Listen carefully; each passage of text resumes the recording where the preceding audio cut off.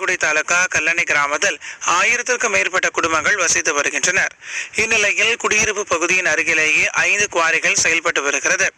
இங்கு பாறைகளை வெடிவைத்து தகர்ப்பதால் வீடுகளில் விரிசல் ஏற்படுகிறது. மேலும் குவாரியின் கழிவுநீர் குடிநீர் கலப்பதாலும் ஆடு மாடுகள் கழிவுநீரை குடிப்பதாலும் நோய்வாய் ஏற்பட்டு வருகின்றன. இதனால் உடனடியாக குவாரிகளை நிறுத்த வேண்டும்.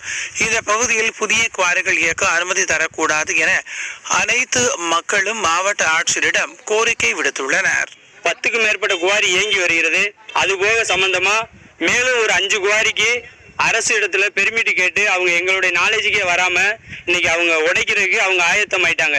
அதனால பொதுமக்கள் விழிப்புணர்வோடு வந்து இன்னைக்கு மாவட்ட ஆட்சியர் ஐயா அவர்கள்ட்ட இந்த மனுவை கொடுக்க வந்திருக்கோம். இதனால எங்களுக்கு என்ன பாதிப்புனா, ஒரு 500 அடி 600 அடிக்கு ஆழமா தோண்டிட்டாங்க. எங்களுடைய அவங்க ராஜ்ய இயந்திரங்களை வச்சு வேட்டு போடுறாங்க. வேட்டு போட்டா எங்களுக்கு அதிர்வுகள் வீடெல்லாம் விரிசல் ஏற்படுது.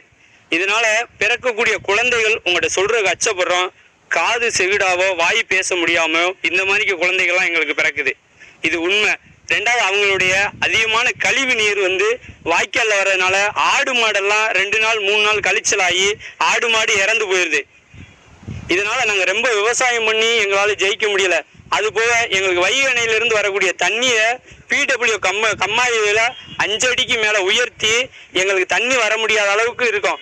150 அடிக்கு மேலே அவங்க ரோடு ஆக்கிரமிப்பு பண்ணி கம்மாயை வந்து ஆக்கிரமிப்பு பண்ணி மண்ணை 5 அடிக்கு மேலே உயர்த்தி தண்ணி கூட வர முடியாத சூழ்நிலையில் வாழ்ந்துக்கிட்டு இருக்கோம். எங்களுடைய வாழ்வாதாரமே இது மாதிரிக்கு நீடிச்சா இன்னும் 5 வருஷத்துல நாங்கள் எல்லாருமே க்ளோஸ் ஆகுறதான் வாழ்க்கை.